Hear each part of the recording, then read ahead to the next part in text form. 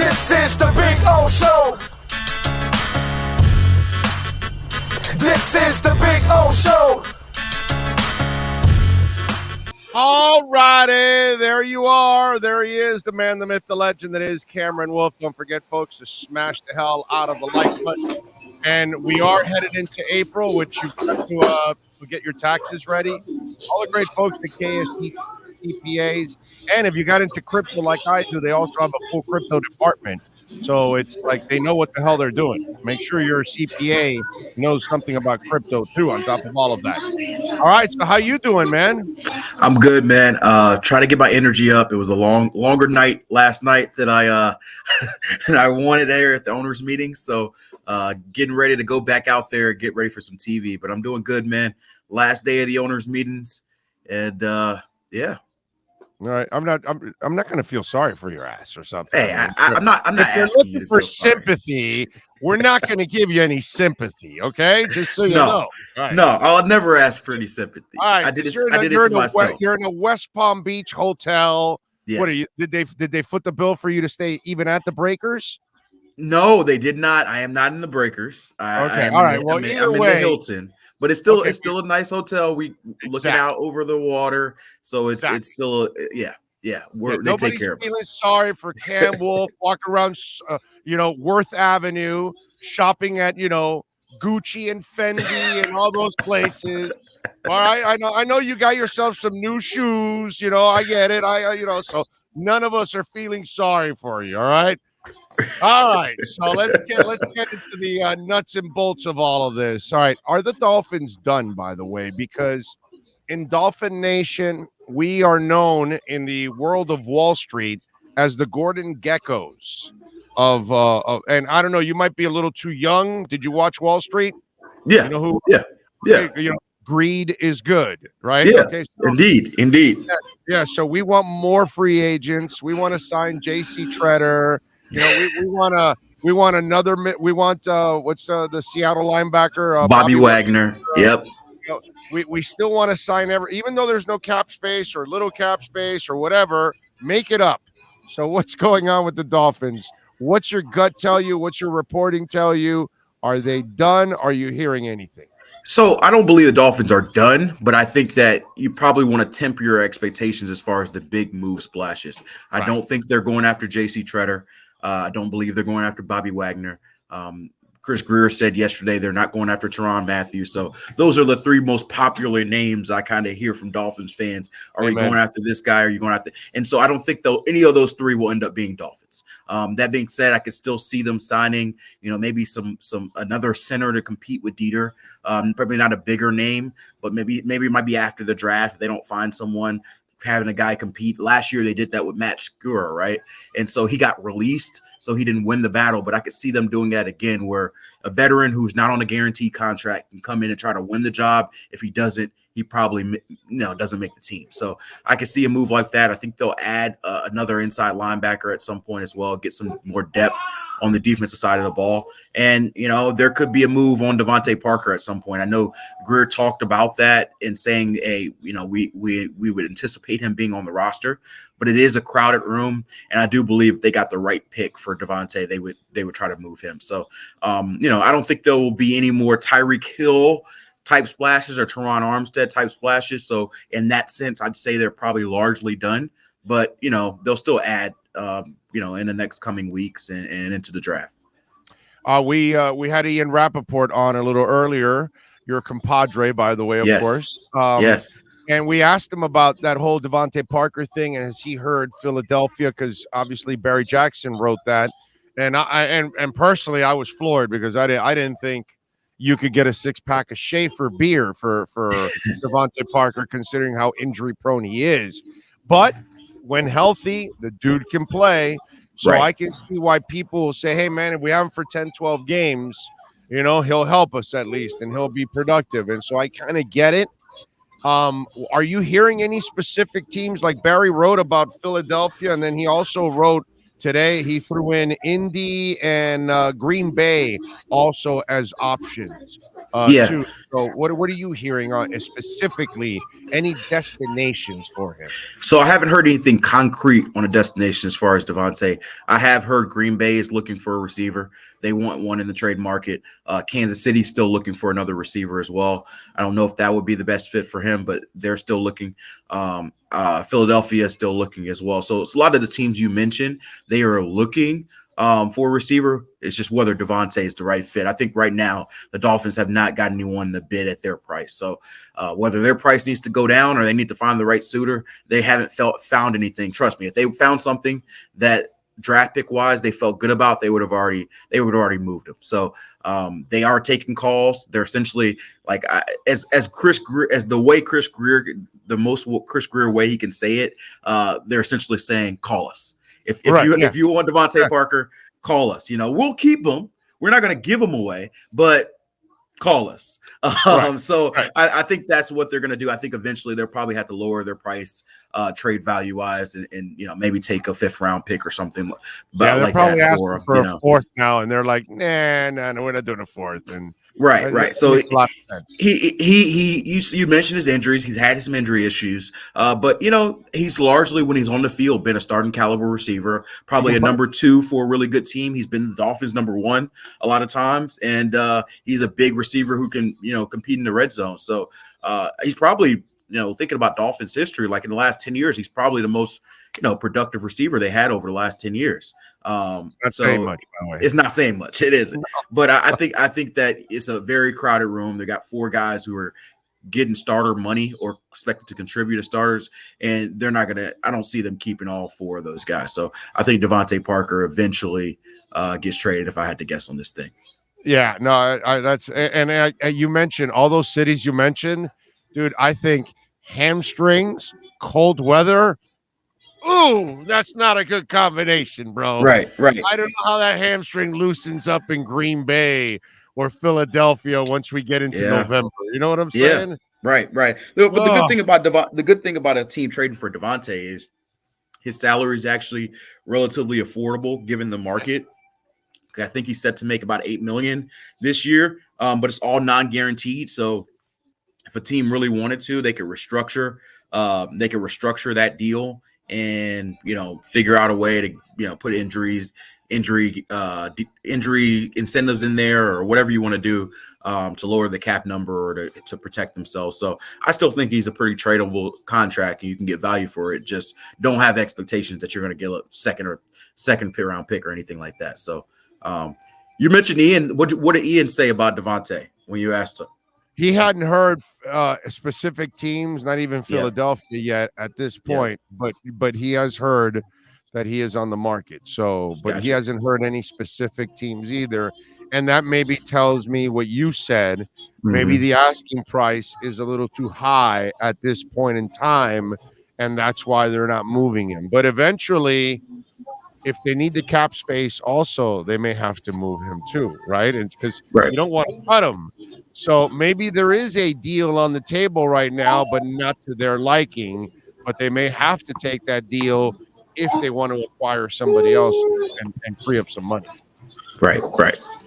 So, it's going to be something to watch. I think, like I mentioned on our last show, Devontae Parker's name to watch, Eric Rose a name to watch. They want to keep him as of now, but he's a guy who's making a little bit much for a backup, and I think their plan is to go for Javon Holland and Brandon Jones. So that, some of those things kind of work out the draft. If you draft a guy at that position, then maybe you release him or so those are just a few things. But I think cap space wise, they're okay right now. It's just, they eventually have to sign their draft picks.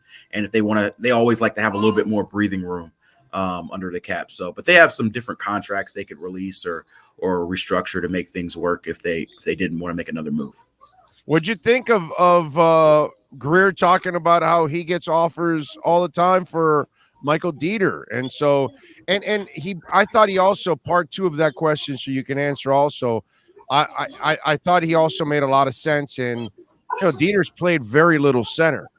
And so you got to kind of give him time. And now that he has what I think they feel now in that building is real coaching on that offensive line, I that's maybe why I think they're expecting from center to the right some of their young guys to take that spot because they probably feel like with real coaching, they'll get the best out of those guys.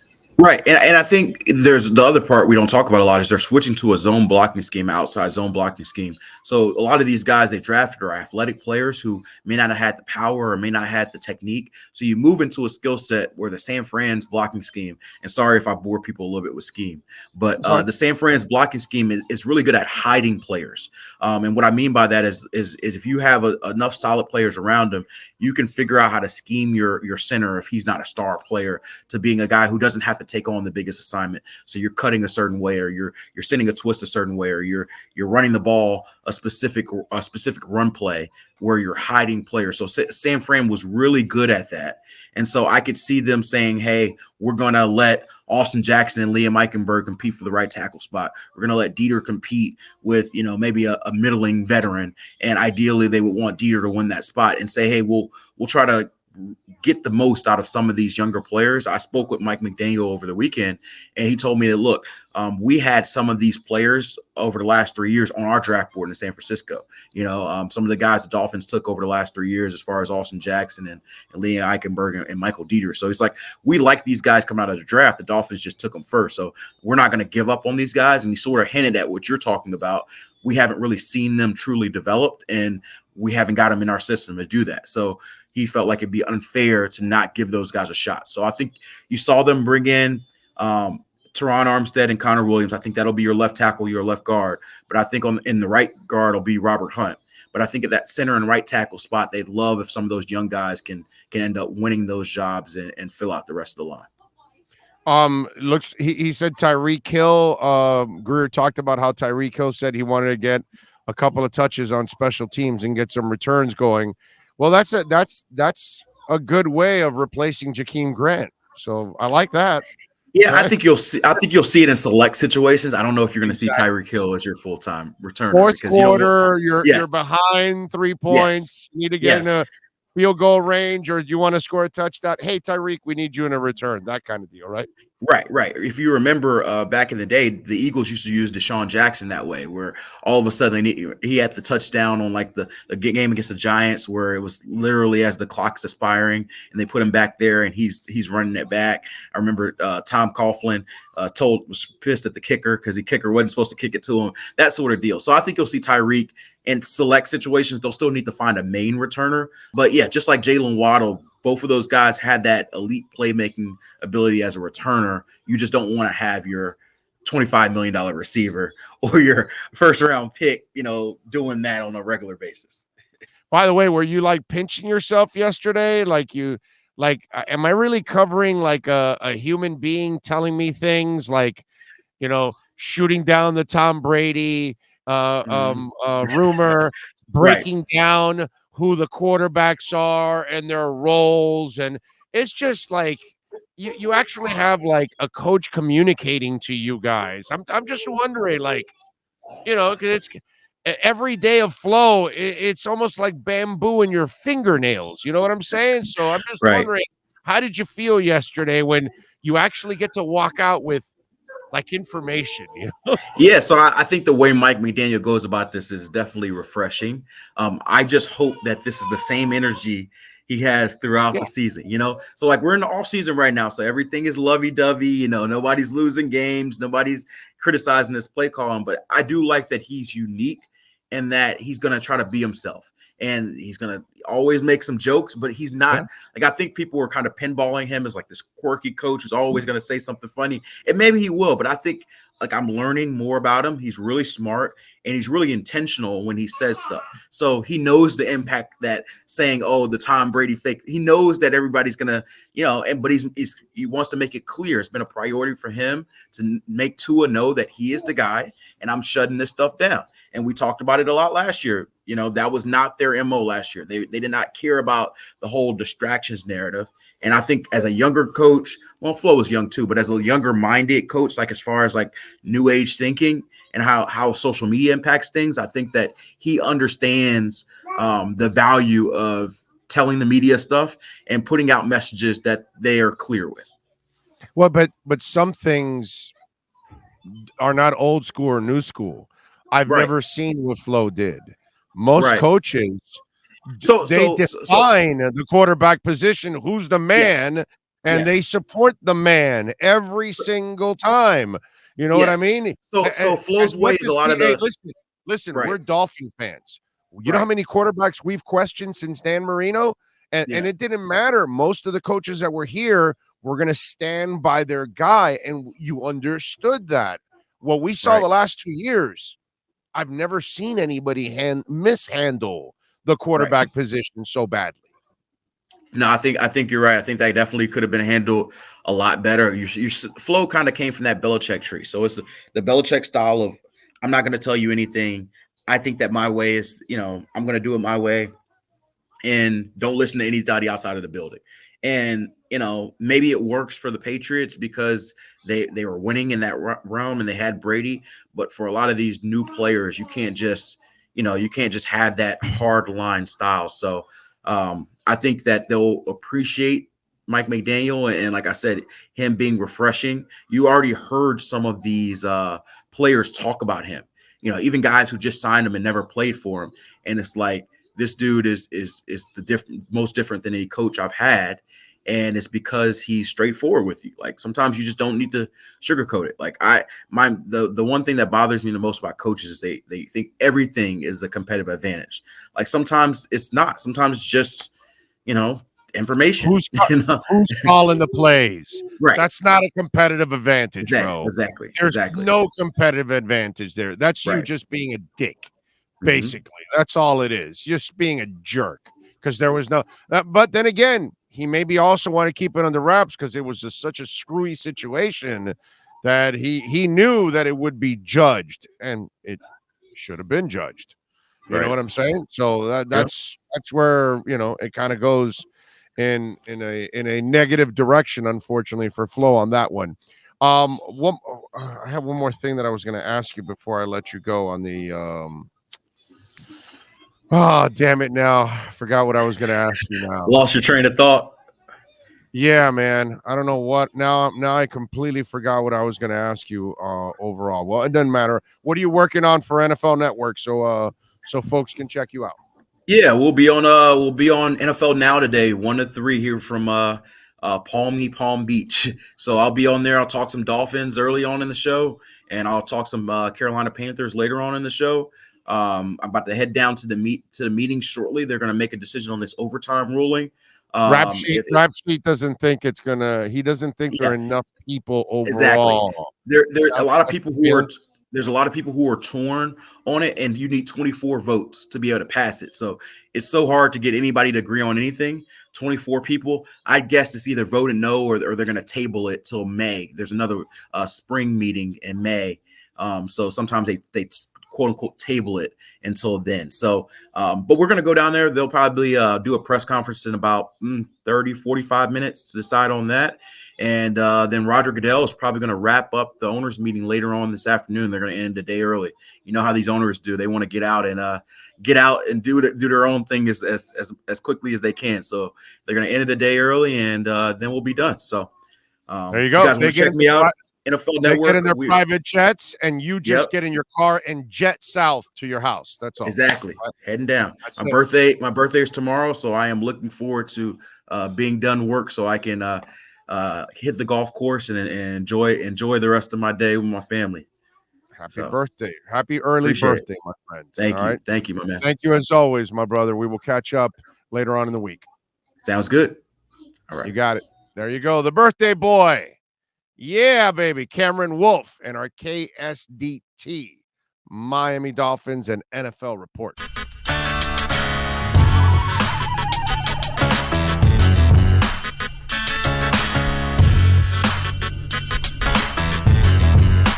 This is the Big O Show. This is the Big O Show.